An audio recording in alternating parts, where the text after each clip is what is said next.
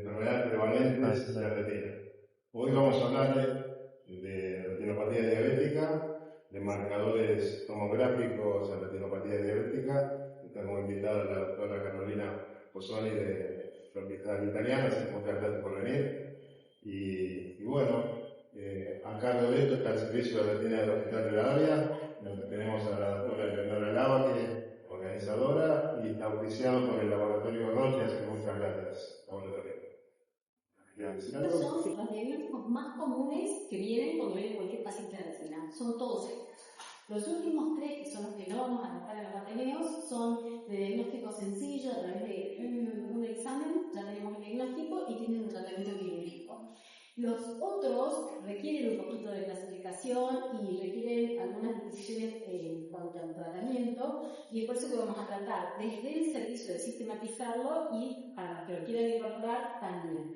Entonces, estas son las fechas de los próximos Ateneos, por si quieren, los tienen afuera también impresos, y lo que vamos a tratar en los Ateneos son los marcadores tomográficos, que es lo que más actualización requiere. Una clasificación de retinopatía diabética de la que usamos actualmente tiene un montón de años de uso, eso no se actualiza, pero los marcadores sí. Entonces, nuestro foco en los Ateneos van a ser los marcadores en tomografía, por eso la tenemos en la doctora el día de hoy, y en la previa vamos a tratar de dar algunas normas, pero muy sencillas en cuanto a clasificación para sistematizar la tendencia hemorragia redonda, desde el saneamiento, la nueva presentación y la proliferación, y qué pauta de alarma tenemos que tener, que es esta, la del almacenamiento venoso, y para revisar tiene que ser con mujer de 78, y dividimos el fondo de ojo en 4 a partir de la retina.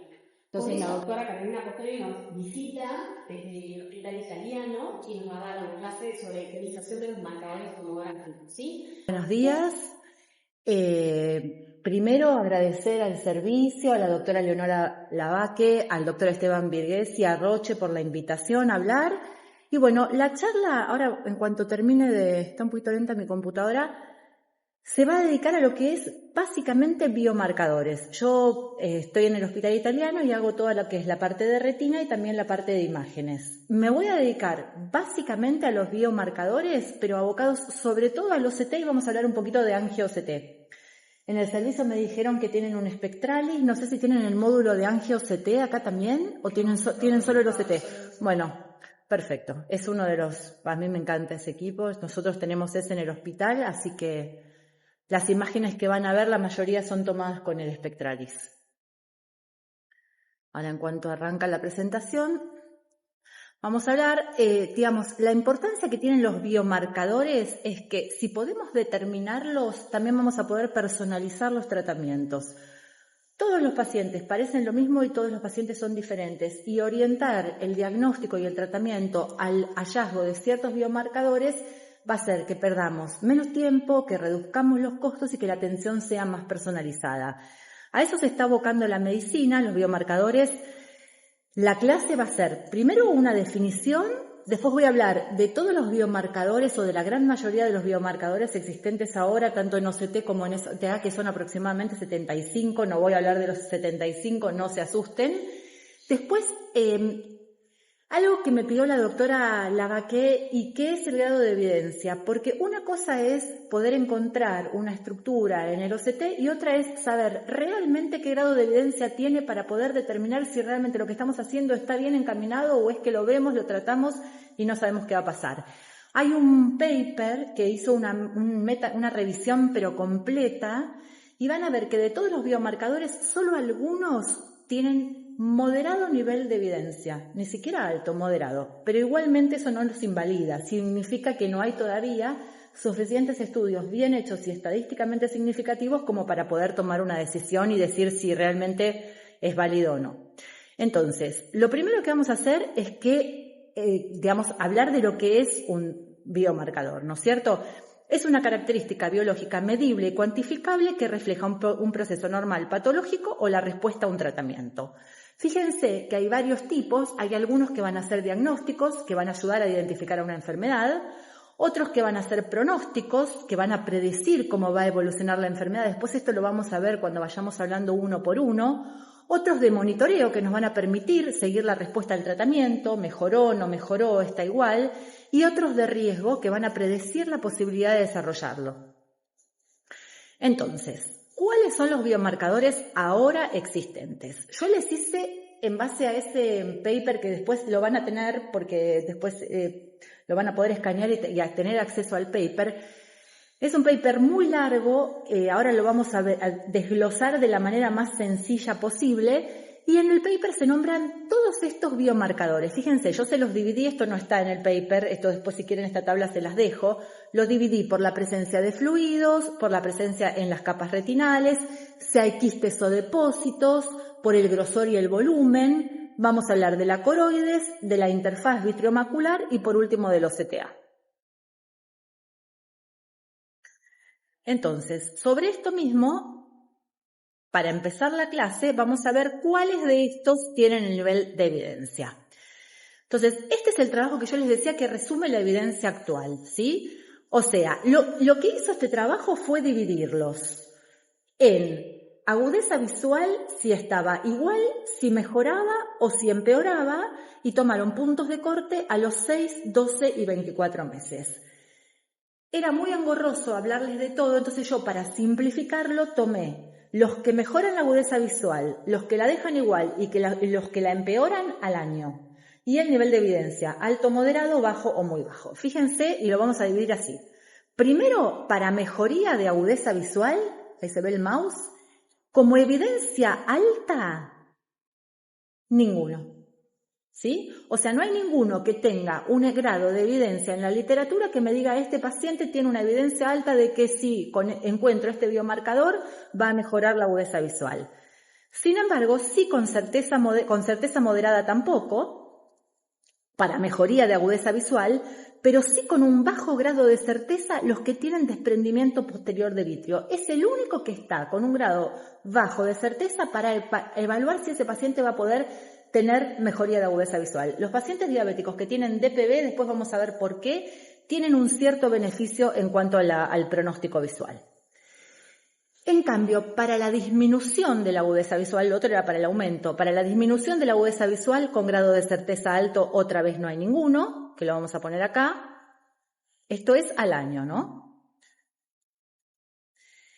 Pero, sin embargo, hay algunos para la disminución de la agudeza visual con certeza moderada. Por ejemplo, si yo tengo un paciente que tiene retinopatía diabética y en ese paciente encuentro desorganización de las capas internas, yo sé que ese paciente tiene un riesgo de tener disminución de agudeza visual a pesar del tratamiento. ¿Saben lo que es el DRIL? Bueno, si no lo saben todos, después yo les voy a mostrar lo que es y vamos a hablar específicamente de eso. Pero ustedes acuérdense de esa palabra. Después, si ese paciente cuando lo encontramos tenemos una disrupción tanto de la zona elipsoides como de la membrana limitante externa, también va a tener riesgo de no mejorar tanto con el tratamiento. Los otros biomarcadores que tienen nivel moderado de certeza sobre disminución de agudeza visual es la presencia de focos hiperreflectivos, tanto intrarretinales como coroideos. Todos estos biomarcadores los vamos a hablar ahora en detalle. Y la disrupción de los segmentos externos de los conos, o línea COST. Y como el espesor macular, pero el espesor macular es una cosa que lo vamos a dejar entre comillas, porque ahora les voy a explicar por qué. Y como riesgo bajo de disminución de la agudeza visual es la presencia de la membrana epirretinal. Riesgo bajo no significa que estos pacientes tengan riesgo bajo, esto es nivel de evidencia, no confundamos. Es lo que se sabe que con cierta certeza va a predisponer al paciente a no mejorar la agudeza visual. Y la tracción vitriomacular, lo que serían las anomalías de la superficie vitriomacular. Y en cuanto a la certeza muy baja para disminución de la agudeza visual, es las anomalías de la superficie vitrioretinal. Me están dando mal las animaciones. Y como neutral, o sea que no va a modificar, si lo veo, es el fluido subretinal con evidencia alta, y con evidencia moderada el volumen retinal y la presencia de quistes. Dentro de lo que sería el grosor y el volumen, el grosor retinal central en micras y la presencia de focos hiperreflectivos prefoveales o extrafoveales. Y con evidencia, digamos, baja, pero como neutral, la presencia de microneurismas. ¿Qué quiere decir esto? Porque esto es muy engorroso. Esto quiere decir que si tenemos ciertos marcadores, nosotros sabemos que la literatura nos avala a saber con evidencia moderada, que es el nivel más alto demostrado hasta la fecha, que si un paciente con retinopatía diabética tiene la presencia de estos biomarcadores, entonces probablemente la agudeza visual no sea tan buena cuando lo tratemos, con evidencia moderada, ¿sí? O sea, focos hiperreflectivos, tanto retinianos como coroideos, disrupción de las capas internas de la retina o DRIL, disrupción de las capas externas, que son la elipsoides, la membrana limitante externa y la línea Cost.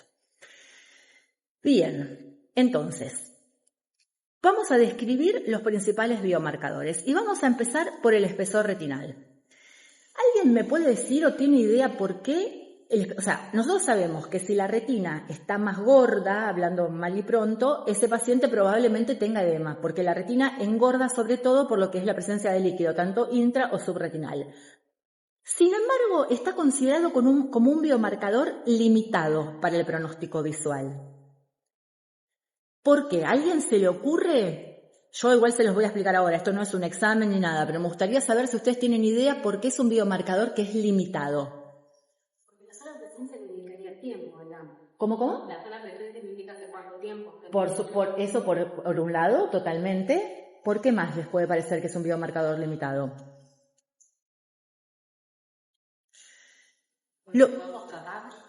Sí, y porque además no refleja la anatomía. O sea, por ahí hay dos pacientes que tienen el mismo espesor retinal, los dos gordos, porque los dos son diabéticos con una retina de 300 micras, 350 micras, pero uno tiene la membrana limitante externa disrumpida y el otro íntegra. Yo voy a tratarlos a los dos, el edema macular va a bajar, pero el que tiene la disrupción de la retina externa no va a mejorar. Entonces es un biomarcador, sí que va a ser un biomarcador, digamos, de tratamiento, de monitoreo del tratamiento, porque yo voy a ver si ese edema adelgaza, entonces está respondiendo al tratamiento, pero va a tener ciertas limitaciones en cuanto a mostrarnos a nosotros realmente qué pronóstico visual va a tener ese paciente. Fíjense, por ejemplo, en este caso, fíjense que acá muestro por qué el espesor retinal es un biomarcador limitado por sí mismo. Fíjense, este es el mismo paciente, es un paciente mío del hospital. Fíjense que acá el paciente, si yo lo miro rápido y así a simple vista, y el paciente mejoró. Fíjense la foto de arriba y fíjense la foto de abajo. Ahora, si yo me pongo a analizarlo en detalle, voy a ver que en realidad este paciente ya tenía una alteración a nivel de la retina externa que va a hacer que por más que el edema mejore, no va a mejorar su visión. Al margen de esto, un dato anecdótico, este paciente nunca mejoraba la visión y le hicimos una angio-OCT, que la tengo también, es del mismo paciente. Porque ese pobre tenía todo, tenía membrana birretinal, todo lo que puede tener un diabético lo tenía. Y ese paciente tenía un grado de isquemia muy grande a nivel macular, que hiciera lo que hiciera, ya ese paciente tenía un daño que era irreversible. Entonces, como conclusión de lo que es el espesor retinal, es invaluable para evaluar el grado de edema, ¿no es cierto? Eso nadie lo discute, pero sí no es pronóstico ni predictivo de los resultados finales por los que les decía recién, ¿sí? Porque puede tener detalles anatómicos que van a actuar como un factor confundidor. No es solo el espesor lo que determina la agudeza visual.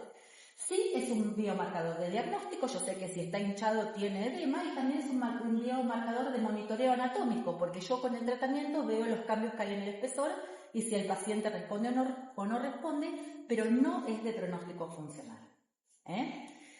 Sigue siendo muy importante, fue el primer biomarcador que teníamos cuantificable y lo seguimos usando, pero me gustaba que les quede el concepto de que es anatómico y no funcional. Para predecir el futuro visual del paciente hay otros biomarcadores que sí son funcionales y que los vamos a ver de ahora en adelante. Por ejemplo, el fluido subretinal. Acá lo ven. No es tan frecuente en la retinopatía diabética. Cuando ustedes vean diabéticos, lo que más frecuentemente van a ver es líquido intrarretinal, que después lo vamos a hablar, que son los quistes. El fluido subretinal aparece solamente entre un 15 y un 30% de los pacientes y tiene varios comportamientos. No puedo decir con certeza cómo va a evolucionar ese paciente solo mirando el líquido subretinal. Sí sé que me va a detectar actividad inflamatoria porque en muchos estudios han demostrado que los pacientes que tienen líquido subretinal tienen mayor cantidad de interleuquina 6, por ejemplo, Y eso va a hacer que quizás ese paciente pueda responder más a tratamientos como los corticoides versus los antiangiogénicos, pero sin embargo tampoco siempre es así. Fíjense estos 3 ejemplos a donde vamos a ver, bueno, acá lo marco un poquito más, el líquido subretinal. Fíjense los 3 escenarios posibles. Este es un paciente que tiene un líquido subretinal, bueno, además tiene edema por líquido intrarretinal, pero es un paciente basal, es un paciente que no tiene otro daño, es un paciente naive, no tiene tratamientos previos. Entonces, en este fenotipo, el líquido subretinal tiene un carácter exudativo y es reversible y se va a asociar a buena respuesta al tratamiento. Fíjense que este paciente no tiene DRIL, ahora vamos a ver lo que es el DRIL. No tiene, el DRIL es la desorganización de las capas externas. Las capas acá están conservando su paralelismo por más que tengan líquido intrarretinal, y tiene fluido subretinal, pero la retina externa también está relativamente conservada. Un paréntesis. Apréndanse de memoria un OCT normal y apréndanse de memoria las capas de la retina. Si no las tienen, yo tengo una diapositiva que después si quieren se las muestro, donde nombra una a una las capas de la retina. En cualquier cosa en medicina, si yo no sé distinguir lo normal, no voy a distinguir lo patológico. Entonces, ¿qué tengo que ver acá? Yo lo que tengo que ver es la anatomía de las capas de la retina que tengan el paralelismo, fíjense, como la capa de células ganglionares, la nuclear interna, la nuclear externa, la plexiforme interna, están todas conservadas. Eso es un signo de buen pronóstico visual. Entonces, en estos casos, ahí sí, es exudativo, es reversible y va a tener buena respuesta a antiangiogénicos. Pero en este otro caso, cuando ya vemos que el OCT se acompaña, tiene el líquido subretinal igual que el primer ejemplo, pero tiene signos estructurales que ya son más complicados. Tiene la presencia de una membrana epiretinal, puede tener algún daño de fotorreceptores, tiene menor correlación funcional con la mejoría del líquido subretinal. Lo voy a poder tratar, pero esto ya es un indicio de que probablemente, sobre todo si en los quistes intrarretinales tiene paredes hiperreflectivas, que lo vamos a ver también más adelante, es un indicio de que acá los antiangiogénicos probablemente fallen. En el primer caso sí, en el segundo caso probablemente fallen.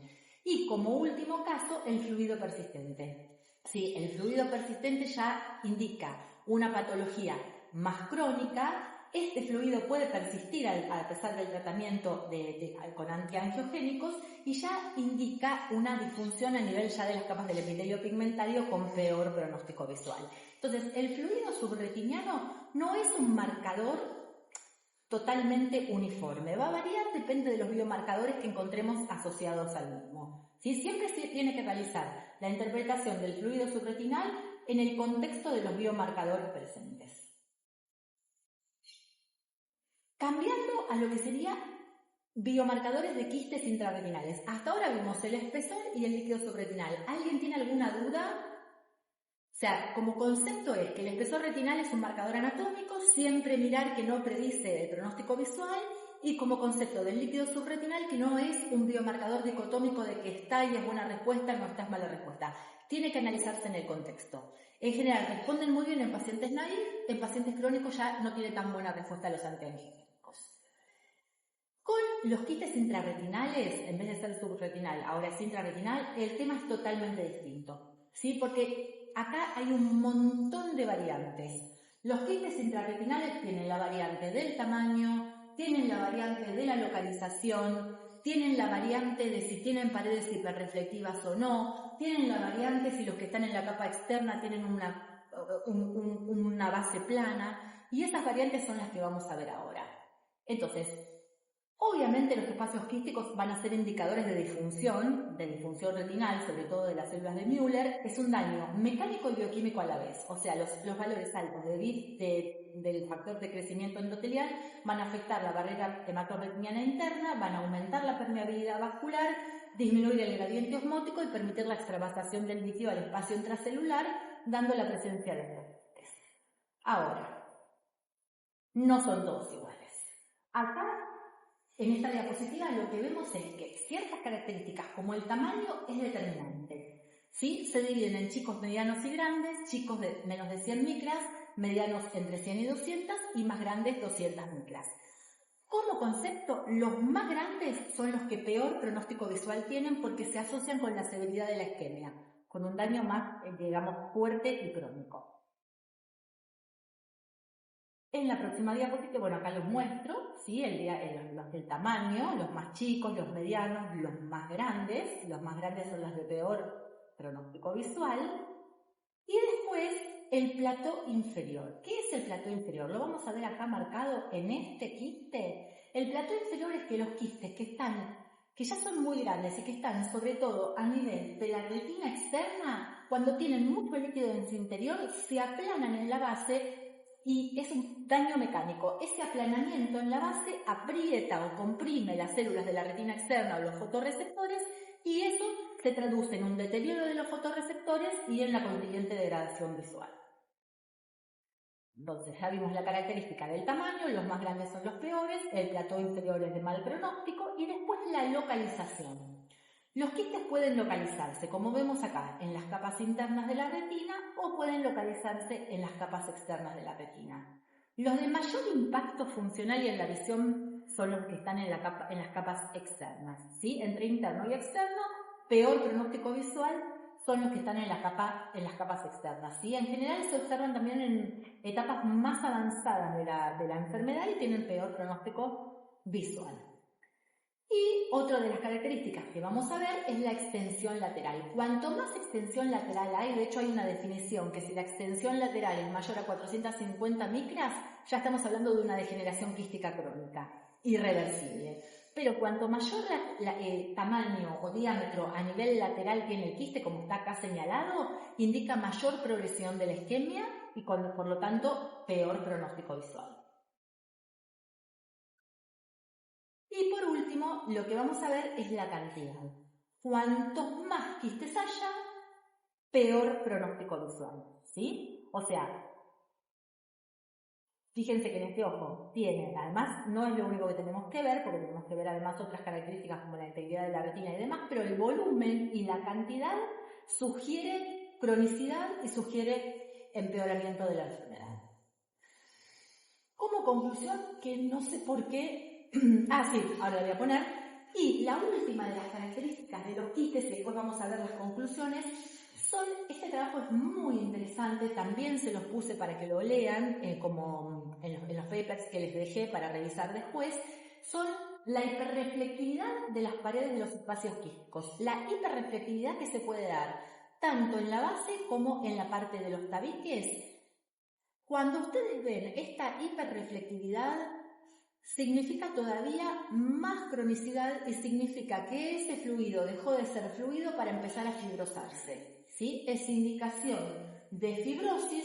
Fíjense que la reflectividad es igual a lo que sería la membrana limitante externa. Acá está señalada, esta es la membrana limitante externa, por eso les digo que se aprendan muy bien las capas, esta de acá abajo, y la reflectividad es similar a la de la membrana limitante externa. Entonces, ¿eso qué quiere decir? Indica que ese quiste está fibrosado y por lo tanto va a ser más reticente al tratamiento. Fibrina ya no va a responder porque ya no va a depender de la permeabilidad vascular activa, sino que va a depender de un tejido que está fibrosado. Entonces, como conclusión, dentro de lo que serían los fluidos intrarretinales tengo que ver el tamaño. Los más grandes, más de 200 micras, se van a asociar a peor pronóstico visual. La morfología, los que tienen la base plana porque están presionando las capas externas, también se van a asociar a peor pronóstico visual. La ubicación, las capas externas, peor pronóstico visual. La extensión lateral, cuanto más grande, peor pronóstico visual. Y la cantidad, cuanto más número haya y más volumen, peor pronóstico visual también. Entonces, no todos los quistes intrarretinales son iguales y van a responder igual al tratamiento. Yo tengo una pregunta. Sí. ¿Tenés algún tip para medir esas 200 micras? Porque viste que la imagen de OCT que nosotros miramos es grande porque el equipo la multiplica por 3. Sí. O sea, amplifica lo que está en el fondo de ojo. Entonces, ¿hay algún tip que vos uses midiendo el epitelio o alguna capa? Porque retina y coroides, todo es 1,2 milímetros. Entonces es como como 1200 micras. Sí. Y acá está amplificado Sí. y hay edema. Sí, pero esto es muy Así recién. sí. Claro, después te acostumbras. Cuando ves muchos te acostumbras. Pero básicamente yo lo que usaba era la grilla del ETDRS que tenía las 500 micras centrales y en base a eso lo medía, como haces con el diámetro de la papila. En el anfaz, en la foto de En la foto de anfaz. Para medir el diámetro. Exactamente. Pero igualmente, en el equipo que tienen ustedes, hasta lo pongan, ya nadie lo va a hacer, pero se puede hasta medir, tienen un caliper para medirlo. Bien. Pero bueno, después te acostumbras y lo ves y ya sabes de entrada cuál es grande y cuál es chico de tanto mirarlo, pero básicamente esta es ¿sí? Bueno, entonces, vuelvo a repasar como para que les queden los conceptos básicos. Dijimos que el espesor era un marcador anatómico y no funcional. Dijimos que el líquido subretinal hay que interpretarlo de acuerdo a los otros biomarcadores, que a veces responde muy bien y a veces no responde tan bien. Y hablamos del líquido intrarretinal, que tenemos que ver un montón de características. Para conceptos más grandes y a nivel de las capas externas, peor pronóstico. Y si tienen las paredes hiperreflectivas, después se los voy a dar en una de las últimas diapositivas que voy a hacer un poquito de hincapié cuándo elegir un tratamiento y cuándo elegir otro. Voy a volver a nombrar esto de las paredes hiperreflectivas. Y ahora vamos a hablar de lo que les hablé al principio, que era el drill. Bueno, acá está un poco escrito, ¿no? Pero ¿alguien puede decirme con sus palabras qué es el drill? No es cuando, justamente como decía doctora, se desorganizan las capas, pero porque hay como muerte celular, entonces se forma como una especie de quiste, por decirlo de alguna manera. No, quiste no, se desorganiza. Claro, por eso, pero se ve como se organiza. ¿Sabes qué? No podés diferenciarlo. Ahora lo vamos a ver bien en un ejemplo. El drill es la desorganización de las capas internas. Miren, fíjense acá como yo les muestro un OCT normal y un OCT con drill. Miren la diferencia. Yo en el OCT normal diferencio las capas. Acá se las marqué: la capa de células ganglionares, la plexiforme interna, la nuclear interna y la plexiforme externa. Por eso vuelvo a que es clave la anatomía. Sin la anatomía no van a poder hacer nada. ¿Qué pasa cuando tengo un drill? Acá, ¿alguien me puede decir? No tengo ni idea qué capa es cuál. Esto es signo de mal pronóstico visual y esto es el drill. ¿Qué se dio con el drill? O sea, es la desorganización, es cuando yo ya no puedo distinguir en la retina interna qué capa es qué capa. No tengo ni idea. Y siempre, para pronóstico visual, lo vamos a medir observando la línea central, la zona central de 1 milímetro.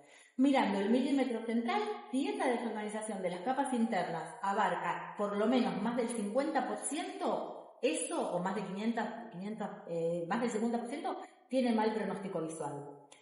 En uno de los trabajos que hablaba de esto, describió que si ese drill aumenta, en general más de 250 micras, a lo largo de 4 meses, ese paciente va a perder una línea entera de visión. Porque está denotando isquemia, ¿sí? Cuanto más extensión, peor pronóstico visual. Entonces, es mal pronóstico, se asocia a no perfusión, se asocia con un incremento de la severidad de la retinopatía diabética, sí es predictor de agudeza visual mucho más que el espesor retinal, y acuérdense que se mide siempre leyendo la zona de 1 milímetro central. En la primera frase yo puse que se asocia a daño de la zona vascular foveal. Esto es lo mismo que decir que se asocia con un incremento de la severidad o de la isquemia. La zona vascular foveal, que la vamos a ver cuando veamos angio-OCT, es la zona de los vasos que van a irrigar la parte de la mácula. Hay una parte que no tiene vasos, que es la zona vascular foveal. Y es uno de los primeros indicadores en retinopatía diabética, incluso subclínico, en pacientes que no tienen biomarcadores visibles o que tienen diabetes, pero tenemos un OCT normal, probablemente esa zona vascular foveal ya esté teniendo cambios y se esté agrandando. ¿Sí? Cuando hay un drill significa isquemia, y esa isquemia se asocia justamente al daño en la zona vascular foveal. Para que tengan una relación de por qué puse eso ahí. Y así como miramos la integridad de la retina interna, que era el drill, tenemos que mirar la integridad de la retina externa, ¿sí? Dentro de la integridad de la retina externa, 3 capas principales, que acá lo vemos. Fíjense como este paciente acá tiene una indemnidad de la retina externa, puedo ver la membrana limitante externa, ahora lo vamos a ver más grande, puedo ver la zona elipsoidal, la zona cos, que son los segmentos externos de los conos, y el epitelio pigmentario. La zona costo de interdigitación de los fotorreceptores con el epitelio pigmentario, y como en la foto de abajo, esta zona está totalmente destruida. Entonces, fíjense acá entonces las tres líneas otra vez, la membrana limitante externa. La membrana limitante externa es en realidad la unión entre las células de Müller, que se comunican con las bipolares, y los segmentos externos de los fotorreceptores. La zona elipsoide, que es una zona un poquitito más hiperreflectiva, anatómicamente corresponde a la zona donde están las mitocondrias, por eso se ve más hiperreflectiva. Y la línea COS, de los segmentos externos de los conos, es donde se interdigitan los conos, los procesos apicales, con lo que son las células del epitelio pigmentario. Generalmente el orden cronológico de daño es así. Primero la membrana limitante externa, la zona elipsoidal y después por último la zona del COS. Es una respuesta funcional. Esto sí es un marcador pronóstico, es un marcador funcional porque predice que el daño ya es irreversible. Ustedes saben que la zona de la retina externa tiene lo que sería es una neuroretina, tiene células neuronales que una vez que se destruyen no tienen reversibilidad en la medicina actual. Entonces esto sí es un indicador de daño irreversible y es importante porque acá vamos a tener expectativas realistas de recuperación visual en ese paciente que muchas veces no coinciden con el espesor retinal, como vimos al principio. Bueno, ¿cómo venimos hasta ahora? ¿Sigo? Sí, Vamos a hablar, perfecto. porque es larga la clase, no tanto, traté de hacerla lo más representativa posible de lo más importante, y dentro de los biomarcadores me gustaría ahora hablar de lo que son los focos puntos o focos hiperreflectivos retinales. ¿Qué son? Son lesiones puntiformes regulares y que se ven en todas las capas del OCT, ¿sí? Son una familia de elementos que, para confundirnos todavía un poquito más, no son todos iguales y no tienen el mismo significado. Y lo vamos a ver, ¿sí? Cuantos más focos hiperreflectivos tenga ese paciente, peor control glucémico tiene, ¿sí? La presencia de focos hiperreflectivos se asocia a niveles mal controlados de hemoglobina glicosilada. Pero no son todos iguales, ¿sí? Lo vamos a diferenciar según el tamaño, dónde estén localizados y el nivel de reflectividad. Y me interesan de los 3 ejemplos que voy a mostrar, solo 2. Que es que es el primero, que son los focos hiperreflectivos verdaderos. Fíjense que tienen menos de 30 micras, que son chiquititos, acá hay uno, acá hay otro, y que la reflectividad es media y no tienen sombra óptica posterior. ¿Cómo sé que la reflectividad es media? Porque no es negro y porque no es tan blanco como la línea del epitelio pigmentario. Es una reflectividad media.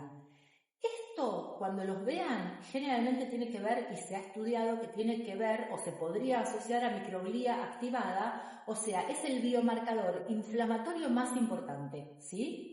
Eso ténganlo en cuenta porque muchas veces la presencia de estos focos hiperreflectivos también hace que el ojo por ahí sea un poquito más reticente a los antiangiogénicos, que igual siempre es la primera línea de tratamiento, siempre, pero que por ahí habría que empezar a considerar si podemos complementar con corticoides. El segundo caso son los intermedios, que son focos intermedios, o sea, mayores a 30 micras ya, pero con sombra interna, pero sobre todo en la retina interna, que tienen que ver con vasos.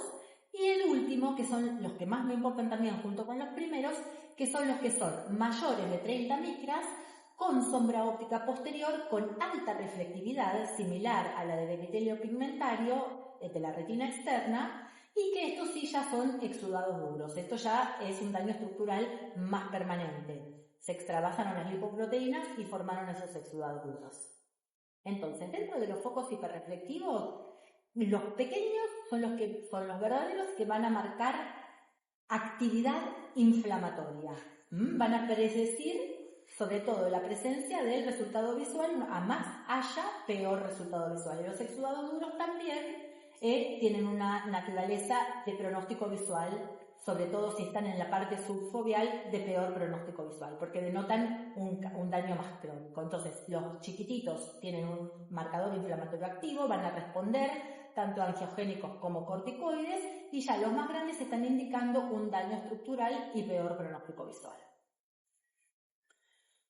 ¿Sí? Entonces, como conclusión, es un marcador inflamatorio, se correlaciona con el control glucémico del paciente y tienen un pronóstico reservado. O sea, el paciente mejora la glucemia y deberíamos ver que disminuyen. Sí, se relacionan directamente con el control glucémico. Esto es de perogrullo, pero ustedes saben que ustedes pueden hacer todo lo que quieran a nivel oftalmológico, Sí, pero si el paciente sigue, o sea, yo cada vez que atiendo a un paciente diabético, soy bastante práctica para explicar con ejemplos que los pacientes puedan entender, ¿sí? Porque lo que tiene esta enfermedad de Cruel es que el paciente ve bien, se está dañando todo, se está incendiando toda su casa, pero el paciente está sentado en el living y toda la casa que se está incendiando atrás no la ve. Y cuando de repente llega el fuego ya es tardísimo, ya es irrecuperable lo que perdió. Entonces hay que ser muy, digamos, conscientes de que el abordaje del paciente diabético, lejos de ser solo en el ojo, es totalmente multidisciplinario. Saben también que la hipertensión arterial empeora la retinopatía diabética. Entonces es paciente que hay que atender a nivel multisistémico y a veces hasta psicológico, porque llega un momento que es bastante, como les digo, cruel la enfermedad. Y lo vamos a saber entonces cuando lo veamos, de acuerdo a los biomarcadores que tenga y después a los análisis que les vamos a pedir en las consultas posteriores. Una pauta de que el paciente está mal controlado es la presencia de estos puntos hiperreflectivos a nivel retinal, pero también pueden aparecer a nivel coroideo. ¿Los ven acá abajo?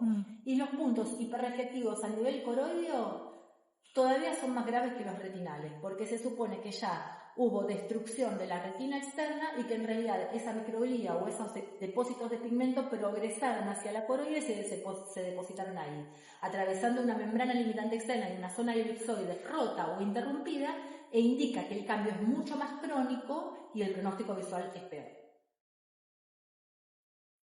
¿Sí? O sea, están en un estadio más avanzado de la enfermedad y también en general van a tener por ahí una inclinación a poder tratarlo con corticoides más que con antiangiogénicos, ¿sí? Es un daño establecido y que tiene que orientarnos a un pronóstico visual más reservado.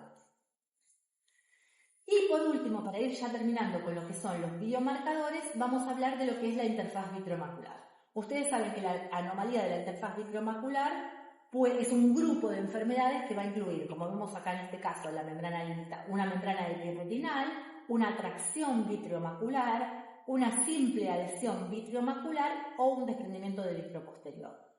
De los tres, y si se acuerdan del principio, el que más beneficio tiene para el paciente diabético es cuando ya hay un desprendimiento posterior de vitrio establecido. Sin embargo, la anomalía de la interfaz vitreomacular más frecuente es la membrana epirretinal, ¿sí? O sea, en general, hasta de un 78-80% es alta la prevalencia, sobre todo cuando el edema se cronifica, O sea, lo que está haciendo es que está rompiendo la membrana limitante interna y permite la migración de las células hacia la parte de la superficie de la retina interna y a su vez es inductor de VEGF y a su vez contribuye a la perpetuación y progresión del edema. Una sola salvedad: cuando la membrana epirretinal no es central, ya cambia totalmente el pronóstico. La membrana epirretinal es importante cuando abarca la zona central de la visión. La excéntrica puede no tener problemas con el tema del pronóstico visual. Después, en cuanto a la otra, es la tracción vitreomacular. La tracción vitreomacular, esto es la base teórica de por qué estos pacientes, cuando tenemos este tipo de cosas, tenemos que ir directamente a lo que es la cirugía, ¿no es cierto?, a desprender el vitrio. ¿Por qué? Porque la técnica de la vitrectomía, acá en estos casos como opción de tratamiento, es perfecta porque lo que va a hacer es aumentar la oxigenación de lo que es la retina, con lo cual va a disminuir a su vez la producción de VEGF y con lo cual va a responder mejor el edema macular. Entonces, es tanto la tracción como la adhesión y el mal pronóstico visual. Y fíjense que acá una parte totalmente independiente de lo que es la interfaz vitreomacular es cuando ya el desprendimiento de vitrio, en contraste con lo que vimos recién de la retinal y de la tracción, el desprendimiento de vitrio completo se asocia habitualmente con buenos resultados visuales, ¿sí? ¿Por qué? Porque en realidad lo que estaría haciendo es reduciendo la tracción vitreomacular, facilitando también el aclaramiento del VEGF y va a eliminar también el andamio para la neovascularización. Cuando está pegado, los vasos pueden crecer y como una enredadera en una pared seguir su andamiaje. En cambio, cuando el vitrio está despegado, ya esa posibilidad no la tienen. Y va a tener una mejor evolución de lo que sería el edema macular diabético. Ahí lo vemos, el vitrio desprendido. Y acá, como conclusión final de lo que sería cómo tenemos que abordar o ver o mirar la interfaz vitreomacular, cuando tenemos tracción o la membrana epirretinal central, acuérdense que la excéntrica no, eso está indicando tracción activa, peor respuesta al antivigile, y ahí sí hay que considerar la vitrectomía. Cuando no hay tracción, esto de potencial beneficio está mal. No, esto está mal. La lesión vitreomacular también es perjudicial, eso lo tengo que corregir. La membrana retinal excéntrica, no tiene un impacto significativo sobre la respuesta, y cuando hay un PVD completo, ahí sí es el único de los tres que va a tener un mejor pronóstico visual. Eso sería lo que serían los biomarcadores más importantes a nivel de lo que sería la tomografía de coherencia óptica, que la tienen ustedes. Ahora, existe el angio-OCT. No lo tienen en el hospital, no sé si alguien lo usa, o de los que están acá, bueno, son todos del Hospital Rivadavia. ¿Alguien usa angio-OCT? Bueno, el angio-OCT lo que hace es, a diferencia del OCT normal, es ver los vasos, los plexos vasculares, superficial, intermedio y profundo. ¿Qué pasa? Juega un rol crucial en la retinopatía diabética, porque la retinopatía diabética es una enfermedad vascular y neurodegenerativa. Lo primero que aparece antes de que nosotros veamos los síntomas visibles es una alteración a nivel del flujo vascular. Y esto con el OCTA se puede llegar a ver. ¿Cuáles son los biomarcadores más importantes que vamos a ver a nivel del OCTA? Cabe recalcar que el OCTA a diferencia de la retinofluoresceinografía, no requiere contraste. Entonces, por ahí es mucho más fácil, porque ustedes saben que no es del todo inocua. Hay pacientes que pueden tener reacciones adversas graves con la RFG, poco común si uno tiene precaución y demás, pero con esto nada, porque directamente no es la panacea, van a ver, pero bueno, por lo menos es un approach que tenemos en este paciente que no mejoraba la visión, que les conté más adelante. Cuando le hice una foto de la mácula, la zona vascular foveal era un agujero enorme. Ese paciente iba a tener, por más que no tuviera edema, jamás iba a tener buena recuperación visual. Y dentro de lo que es el angio-OCT, lo que vamos a ver son 4 parámetros fundamentales de lo que son los biomarcadores. El primero es la zona avascular foveal. La zona avascular foveal, cuando se empieza a enfermar en los diabéticos, se agranda, aumenta el diámetro y pierde la circularidad, ¿sí? Como vemos acá hay una parte donde está rota, y eso indica que en esos pacientes ahí ya va a haber un pequeño proceso de pérdida visual a largo plazo. Es un signo de isquemia. Entonces, esto sería la zona avascular foveal normal en esta parte e interrumpida y corta. Eso es uno de los biomarcadores. Denota isquemia. Vamos a pasar. Otro es la densidad vascular. La densidad vascular, nosotros hicimos hace mucho un trabajo a donde la densidad vascular la hicimos sacando la foto ANFAS del angio-OCT y poniéndola en un sistema de imágenes gratis que se llama Fiji, que lo que hace es que te lo binariza y te cuenta qué es la densidad vascular. Es cuántos vasos tengo en el área que estoy mirando. Cuánta área es blanca, que no tiene vasos, y cuánta área está coloreada en negro, que es lo que tiene vasos. Y me mide la densidad vascular. Se sabe que en los diabéticos la densidad vascular va a ir disminuyendo cada vez más, ¿sí? Va a empezar primero tanto en el plexo superficial profundo como en el plexo superficial, y esto se vio también que está reducido en pacientes que son diabéticos pero que no tienen ningún signo de retinopatía diabética en el OCT. Es un biomarcador que podría considerarse como precoz clínicamente, está antes que la clínica. Entonces vimos la zona vascular foveal, la densidad vascular, la zona de los microneurismas. Los microneurismas también los puede detectar el OCTA. Cuando un paciente tiene microneurismas, y hay un estudio que lo demuestra, tomó 5 OCTs distintos y les hizo una RFG y vio que la RFG los va a mostrar, es más sensible, ¿sí? Va a haber microneurismas que vea con la RFG que no voy a ver con el ACT, es más sensible. Pero sin embargo, el angio-OCT es de mucha utilidad y nos va a marcar no solamente la presencia de los microneurismas, sino las zonas donde directamente ya no hay perfusión.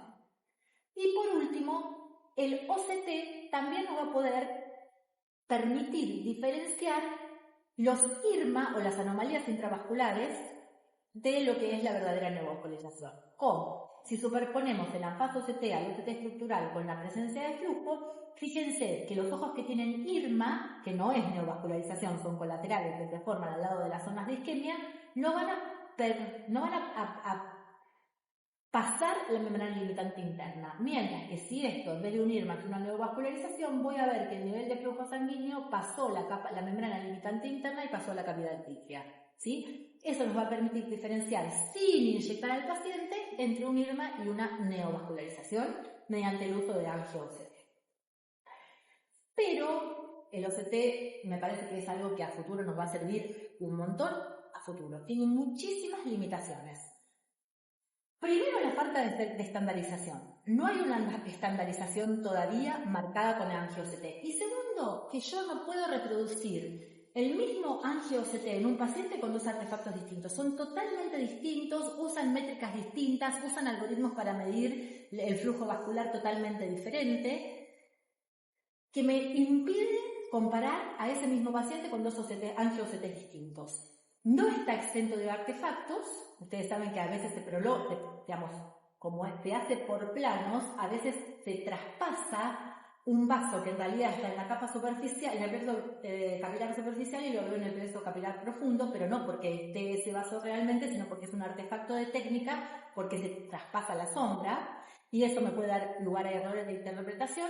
Y bueno, por supuesto faltan estudios a largo plazo, pero creo que es una herramienta provisoria, aunque todavía provisoria, ¿sí? Lo tenemos que tomar con pinzas. Ya hoy en día un paciente diabético, ¿en qué caso lo pedirías, por ejemplo? ¿O todavía...? Una pérdida inexplicada de la visión, por ejemplo. Okay. Un paciente que vos lo ves que está bien o relativamente bien y que ese paciente tiene que no tiene un OCT que vos digas, uy, con este OCT el paciente va a ver 2 décimas. No, con este OCT el paciente debería ver 7, 8 y B2. ¿Por qué B2? Entonces ahí sí puedo pedir un angio-OCT y decir, uy, mirá cómo está la zona vascular foveal, está totalmente destruida, por eso ve tan mal. Okay. Tiene isquemia. Ese sería por ahí el caso en el que más lo pediría hoy yo. Bueno.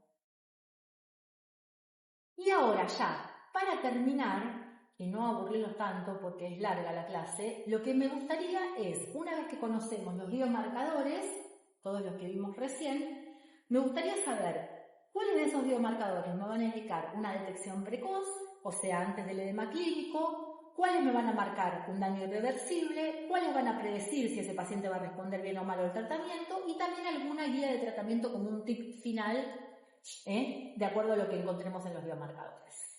Los biomarcadores de detección precoz, o sea, antes del edema, se basan en el concepto fundamental de que en realidad en la retinopatía diabética, así como en otras enfermedades, antes del daño vascular hay un daño neurodegenerativo. ¿Sí? O sea, siempre, ahora la evidencia apunta a que no es solamente una enfermedad vascular, sino que hay una neurodegeneración retinal y que va a formar y preceder a las anomalías vasculares. Entonces, fíjense acá el adelgazamiento de las capas internas, que no lo había nombrado antes, pero esto es un síntoma de detección precoz en un diabético. Puede estar indicando ya parte de la enfermedad, la presencia de drill, la presencia de focos hiperreflectivos retinales. Fíjense que puse muy poquitos porque es una detección precoz. La disminución de la densidad a nivel del plexo vascular profundo, sobre todo, el aumento de la zona vascular foveal y la pérdida de la circularidad, o también alteraciones del flujo a nivel del flujo vascular sanguíneo, como esto denota isquemia. Al principio en una enfermedad de un diabético, antes del edema clínico, el flujo disminuye y esas alteraciones del flujo las podemos ver hoy día con el angio-OCT. Los de daño irreversible van a ser la disrupción completa de la retina externa, tanto la zona vascular, la zona elipsoidal como la membrana limitante interna, o la disrupción de la línea post o la línea de interdigitación. Atrofia macular postedema, no sé por qué me falta la foto ahí, bueno, la tenía pero me falta. Muchas veces después del edema la retina se adelgaza y se atrofia, eso es un signo de daño irreversible. La presencia de quistes grandes en la capa nuclear externa, un drill extenso o mayor a 500 micras, y por último la isquemia macular. Todos estos nos van a indicar que ese paciente va a tener un daño que va a ser irreversible. Ahí tenemos la foto de la isquemia macular, de la atrofia macular. Biomarcadores predictores de respuesta al tratamiento. Buena respuesta al tratamiento, un líquido subretinal basal, donde no haya otro daño estructural, sé que va a responder bien a los antiangiogénicos. El espesor retinal basal aumentado en un paciente que recién empieza a tratarse va a ser un buen indicador de respuesta al tratamiento. Y un paciente que tenga una membrana limitante externa y una zona elipsoidal íntegras. Asimismo, todos los que tengan estos biomarcadores, como el DRIL extenso, la isquemia macular, la zona de la membrana elipsoidal y la membrana limitante externa desintegradas o quistes grandes a nivel de la capa nuclear externa, van a ser signos de mala respuesta al tratamiento. Y, por último, los biomarcadores como respuesta al tratamiento, esto también se los puse, es un trabajo que me interesa también que lo tengan. ¿Se acuerdan cuando al principio hablábamos de los biomarcadores dentro de los quistes? Que habíamos hablado que los quistes se dividían por la localización, por el tamaño, y también les hablé que algunos tenían hiperreflectividad en las paredes. Esa hiperreflectividad indica fibrina, indica proceso más crónico, indica peor respuesta visual y peor respuesta al tratamiento. Entonces, este trabajo, que lo tienen en los que les di, dice que si uno encuentra paredes hiperreflectivas en los quistes y líquido subretinal, probablemente si yo le doy un antiangiogénico, casi un 50% de los pacientes van a fallar. Y si encima, además de tener líquido subretinal y paredes hiperreflectivas en los quistes, hay tracción vitreomacular, seguramente con antiangiogénicos no responda. ¿Sí? Inclinarse hacia corticoides si pasa todo esto que les nombré recién, o si tienen muchos focos hiperreflectivos, fluido subretinal crónico que no responde y quistes grandes especialmente en las capas externas. Cuanto más cronicidad hay, menos probable es que ese paciente responda al antiangiogénico. Sin embargo, el antiangiogénico es la primera línea de tratamiento y lo recalco. Yo nunca empiezo en un paciente con corticoides, jamás.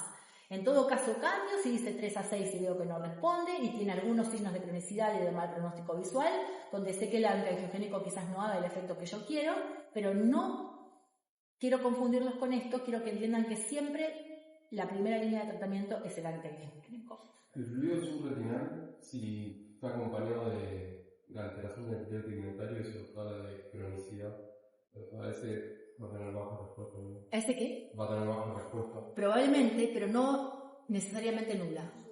No lo podemos saber, no necesariamente nula, por eso tenés que empezar igual a tratarlo con antiangiogénicos.